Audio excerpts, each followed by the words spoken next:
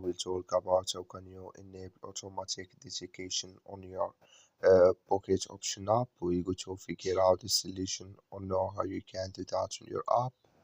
So you just follow this ways, then it's going to work with you.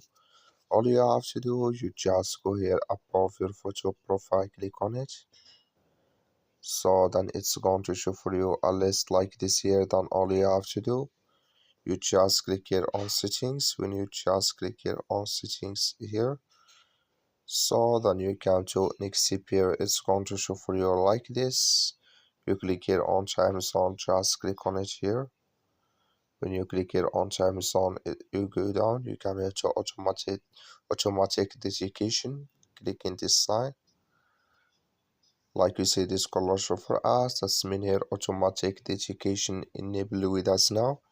So that's all you have to do. Thank you for watching. Don't forget to support us by liking and subscribe.